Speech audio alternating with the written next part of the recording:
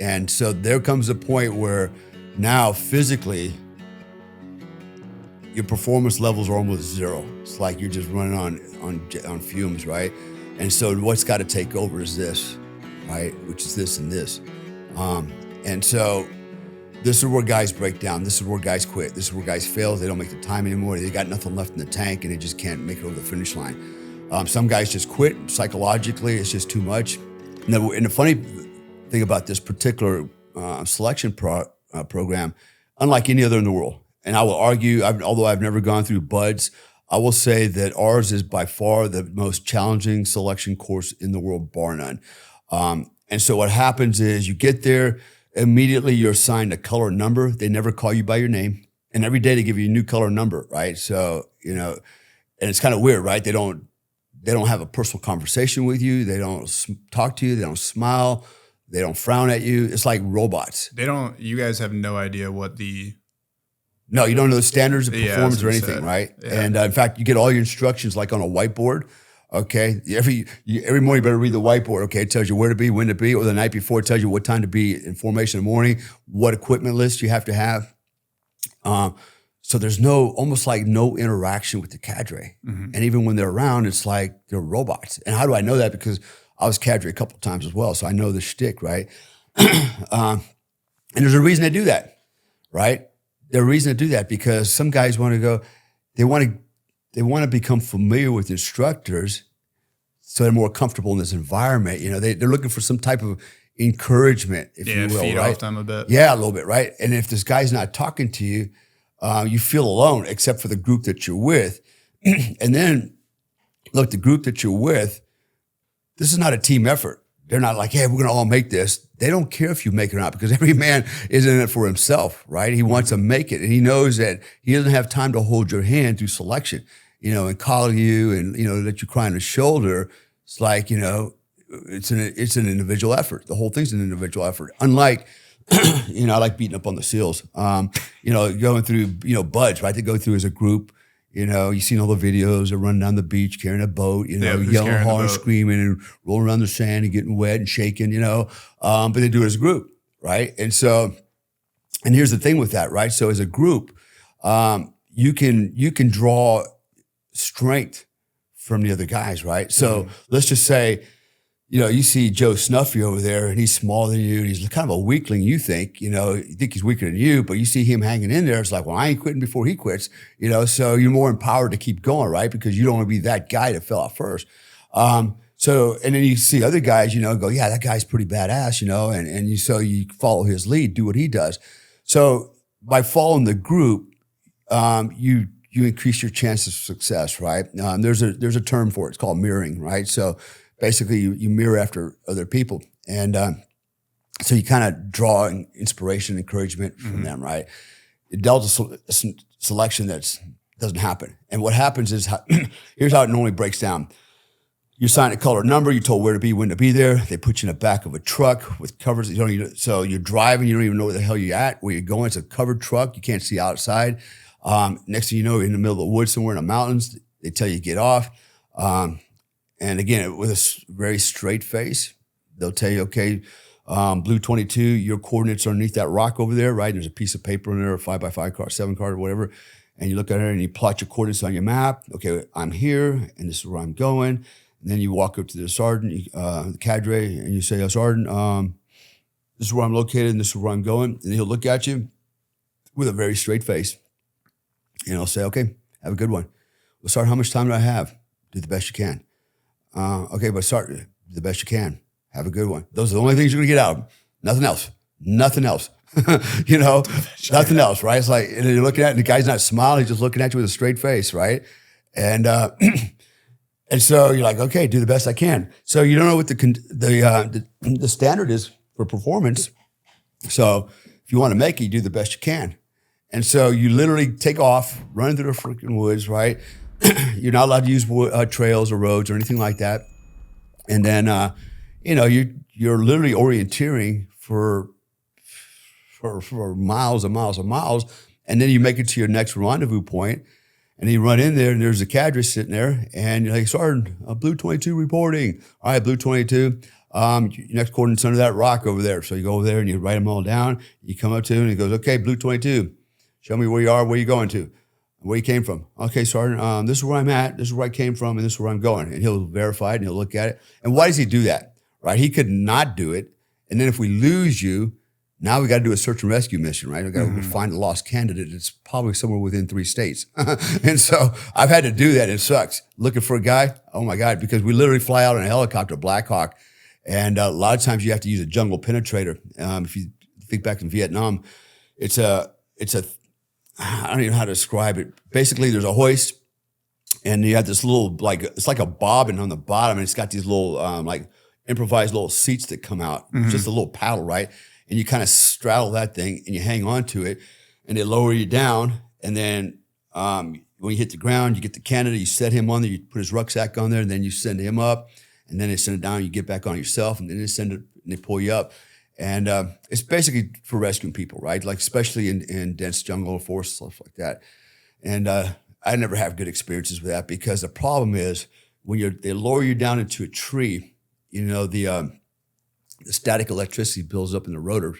And so, yeah, now God forbid your leg or something touches a tree on the way down. Holy hell, it's like getting kicked by a mule, man, right in the ass. Like, ah. yeah, you're taking a brunt of that energy right at the butt, you know.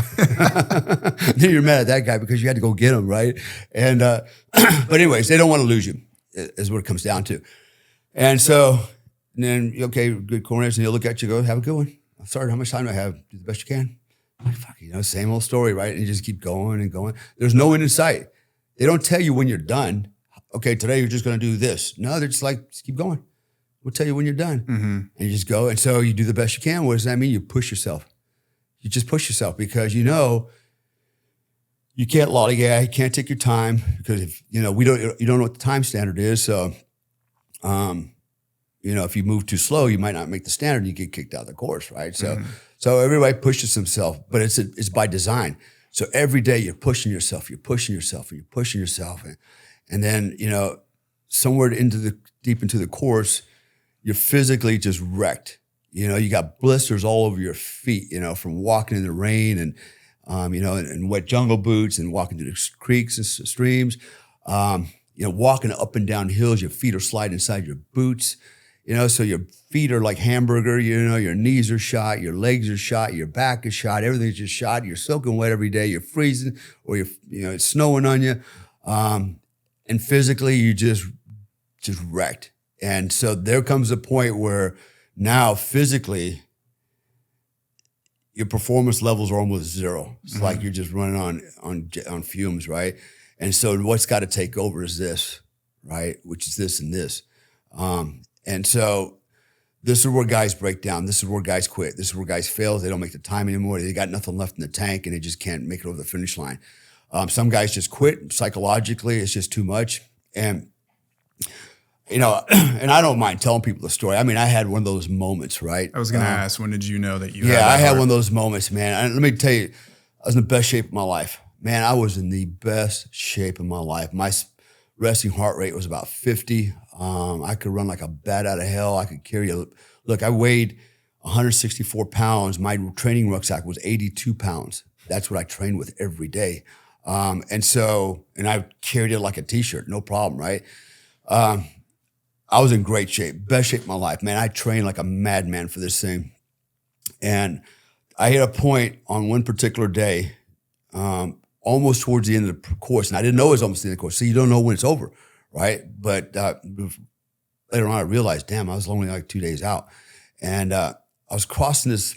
On this particular day, we didn't get maps. In the morning, they had a big map posted and with an area on it. And they were like, okay, here's a piece of typing paper. Here's a pencil. And you got 5 minutes to make a sketch map using this big old topo map, right? So you're like, shit, right? So what you do is, you know, north seek an arrow, make sure you got that on there first, and then start writing, you know, drawing the major terrain features, you know, MSRs or roads, things like that, right? Hilltops, prominent terrain features. You got 5 minutes to do this, so you need to get the general stuff first. And so you map this thing out on a piece of typing paper, and that's your map of the day. And I remember, man, it rained every day. It was freezing rain, just freezing rain every day. It's like I swam through the whole damn course, you know? And on this particular day, I was pretty physically just beat up pretty bad. And I mean, I turned some good times, even though I don't know what the standard was. You can kind of compare yourself to other guys based on every day who's left. And the reason you know who's left is because what they do is once you're done, they take you to a base camp. And usually they might start off with 3 base camps, and then it ends up being 2 base camps. And it ends up being 1 base camp with the guys that are left, you know. Mm-hmm. And sometimes you run across guys out in the field, you know, cross paths, you know. So you can kind of get a sense where you are as far as your, you know, performance wise. And so I felt like I was doing pretty good. I turned some quick times, some really good times. I could do 18 miles with 45 pounds, combat boots after a 5-event physical fitness test at night with a weapon, no water. Water wasn't included in the weight yet. And I could do 18 miles in 2 hours and 53 minutes. That's smoking, man. That's smoking, you know? And so, I turned some pretty incredible times. And when you're in the infantry and when you do what I did, you know times. You know how fast you can run a 2-miler. You know how fast you can do 18. You know how fast you can do 12. You know, right? Because you're doing quite a bit. So I knew that, I'm kicking ass. If I'm doing 18 miles in less than 2 hours and 53 minutes, I'm doing something right. So it was on this particular day. It's raining. I'm soaking wet. And I remember crossing this farm field, and I'm up to my knees in mud, like literally just mired in mud. And you know, you imagine you're literally sunk down to your knees in mud. You're trying to pull your legs up. You got a rucksack on your back, and you're trying to slog across this big old farm field. It's pouring rain. It's foggy. You can't see anything more than maybe 50 to 100 yards in front of you. And I remember I just bogged down. It's like I was just so exhausted physically. And I remember pulling my map out, you know, and my typing paper turned into toilet tissue, and it was wet. And I was like, you know, trying to orient it, you know. And I said, okay. I said, somewhere in that fog, there's a mountain or hilltop. I got to go up that thing. And there's another rendezvous point up there. I got to get up to that thing, you know? And then I sat there and I couldn't move my legs. And I thought, man, you know, and then that's when I started breaking down mentally, you know, because physically I just had nothing left in me, man, nothing. And I just stood there and I contemplated, you know, and I started getting depressed, you know, and I almost started crying like a little girl, you know? And I think, man, you know what? Screw this. I quit, man. I'm just going to Victor Whiskey, you know? What am I doing here? You know, you start questioning everything, man, because that's what happens, right? That no matter how strong you are, that's what happens. And they know that. That's what they want. They know that, right? And so I'm sitting there and now I want to quit, you know? And then I sat there for a couple of minutes, you know, boo-hooing to myself and feel sorry for myself. And then I kind of got that out of my system. I was like, hey, Comstock. I said, nobody's coming. Who's going to come and get you out of here? Nobody knows you're here. And if they did know you're here, nobody's coming out here and pick you up by the mud and carry you out, right? You're up to your knees in mud. You got to get on your own power. No helicopters flying. It's not going to fly. So I said, the only way you get out of here is you have to get out of here on your own. And I thought, well, if I get out of here and I get up to the top of that mountain, I can quit up there, right? There's no rendezvous point. And so I started moving each leg, little pistons, you know, one at a time, you know, one step. Finally, I got out of it. Started making my way up the hill, get to the top of the mountain. There is the instructor, the cadre. And I remember thinking, this is it. I can quit right here. And I thought, Comstock, why would you quit now, man? You're on the top of the hill. You could roll back down if you need to, right? So my motivation started changing already, right? I had to get over that little moment, man. We all have moments, man. Yeah, you need that moment. I had my little moment there for a minute, you know, to, you know, feel sorry for myself and get it out. And I thought, oh, shit, I'm not going to quit now. So, you know, I reported in, got my next grade coordinates and continued on. And so it's very challenging mentally. Physically, it's challenging. But when your body goes, that's when the mind goes. And that's what they're looking for. Who's got the mind to keep going when the body's